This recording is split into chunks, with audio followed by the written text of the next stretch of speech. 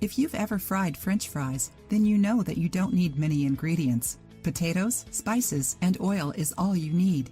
But have you ever stopped and wondered why your homemade French fries are so different from the ones at fast food restaurants like McDonald's? Actually, not all French fries are made the same way. McDonald's actually uses 14 ingredients in their famous French fry recipe. But are McDonald's French fries really potatoes?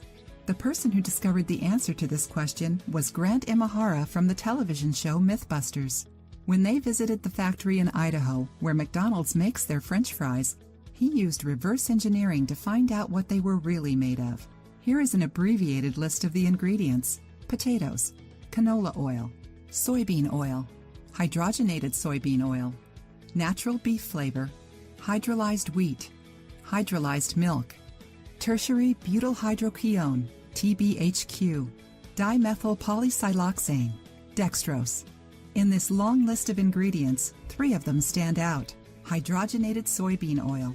The word soy may make this ingredient sound healthy and natural, but it's really not. Even on its own, soybean oil isn't a very good choice because it's rich in a type of fat that is already too present in the typical American diet. Trans fat is the worst kind.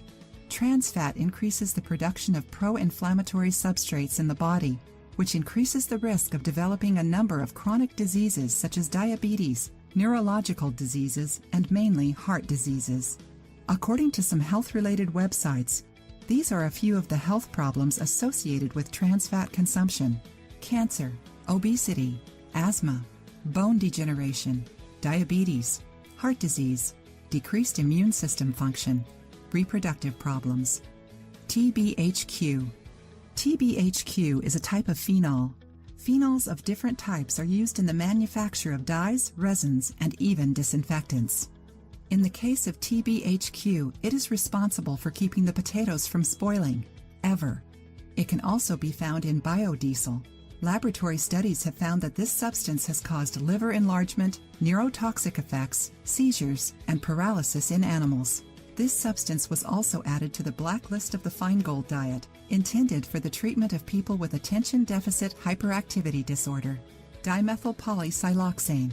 This hard-to-pronounce ingredient is one of the main ingredients used to manufacture silly putty.